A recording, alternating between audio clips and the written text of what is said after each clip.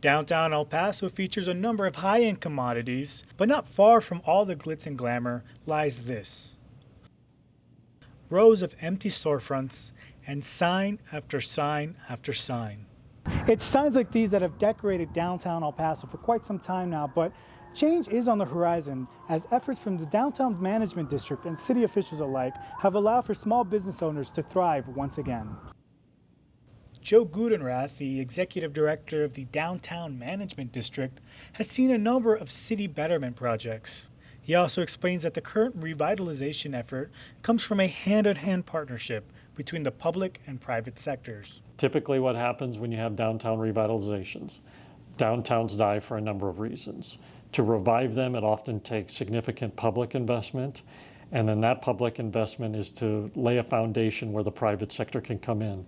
And that formula has worked for El Paso, for downtown El Paso. That's exactly what we saw. Public investment spurring private investment, and now the entire El Paso community is really benefiting from both. Store owner Mariano Jesus Adame took advantage of these efforts when opening I'm Novelties. His storefront lies in the middle of several empty lots, yet he remains optimistic that other aspiring business owners will follow suit. Well, we hope that more businesses like us start to pop up everywhere, like next door, across the street. We just want there to be more of an art culture around the city, and we want a community of artists to get together, models, musicians, every kind of artist, every kind of medium of art. We want to get together to grow the city. The Crest building is currently at the forefront of downtown development. The building was purchased with the intent of creating a food hall and event center.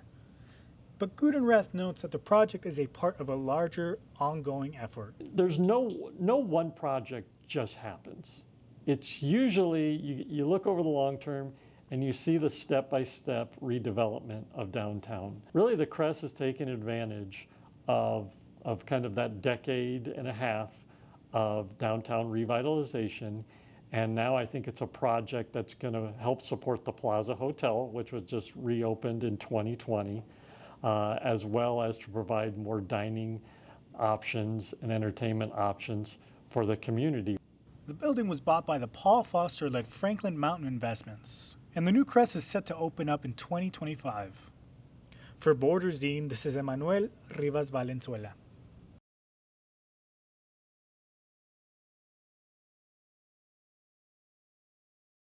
The UTEP football team returned to the Sun Bowl this weekend to resume conference play against Louisiana Tech. The Miners hope to bounce back after 3 straight losses to Northwestern, Arizona, and UNLV. Unfortunately for the Miners, they could not pull off the win in a 24-10 loss to the Bulldogs.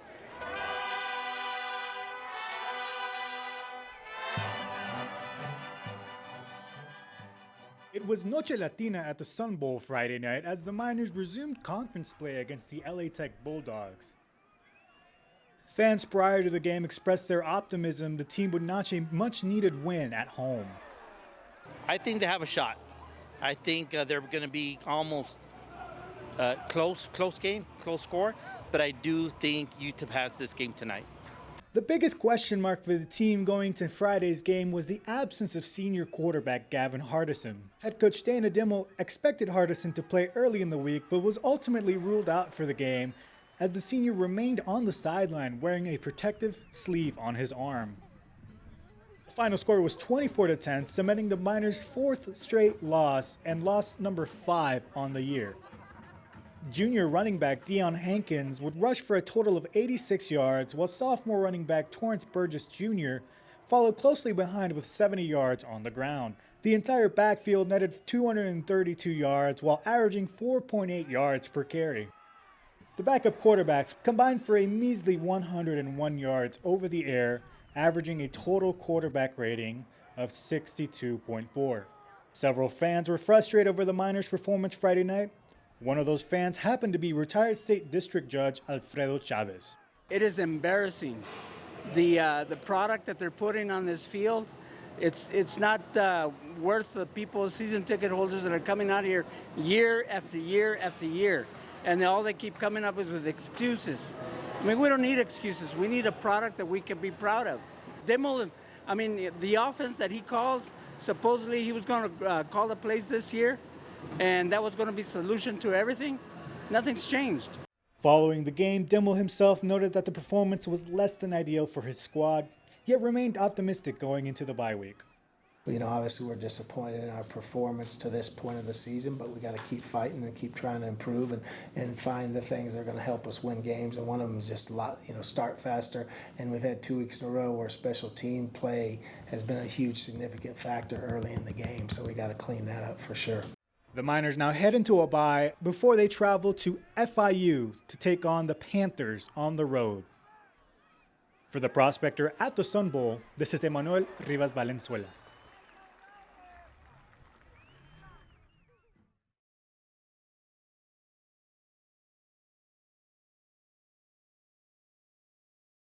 After last year's less than ideal outcome, head coach Joe Golding is planning to come into this season stronger than ever. With the upcoming season looming, Coach Golding is leaving no room for uncertainty. After a challenging season with the young team last year, Golding and the Miners are gearing up for a comeback, determined to emerge stronger and more resilient than ever. Yeah, you look at last year, right, 14 and 18, man, that's not what we came here to do, right? And we got off to a great start year one. We won 20 games. We had a lot of excitement around town. Go back to the last win against North Texas. And then we didn't do our job last year, right? You go 14-18, and that's not what UTEP basketball is about. Interestingly, Coach Golding has not returned to his alma mater, Abilene Christian, since taking on the role of head coach at UTEP. The anticipation is building as the Miners are set to face Abilene Christian in a mid-December away game. There's a lot of good memories. That place raised me from a boy to a man. You know, I spent about 18 years of my life on that campus. So there's a lot of fond memories. There's a lot of happy times in my life. And I haven't been back. You know, since I got on the jet and I came here for the press conference, I've never been back to Abilene. So I'm excited to go back. Looking ahead to the Conference USA season, Golding has one clear goal: to compete at the highest level. Putting in an extensive time and effort during the season, Golding ensures that the Miners are primed to deliver their best performance. Yeah, we just want to compete for championships, right? We don't our program, we don't put win totals up like, hey, we want to win 20 games, 21 games, 22 games. We don't do that, right? We just trust the process, and we try to get better each and every day. And if we do that, you look up in March and you're competing for championships, and I think that's where UTEP belongs. The Miners now face UC Santa Barbara Monday, November 13th at 7 p.m. at the Don Haskins Center. The game is also the 9-1-5 game, as UTEP Athletics pushes to sell out the Don. For the Prospector, this is Nicholas Myers.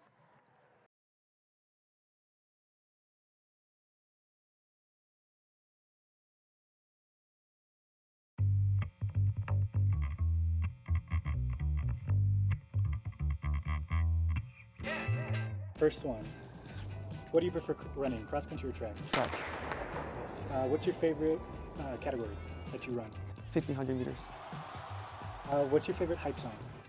Ooh, that's a good question. I don't know.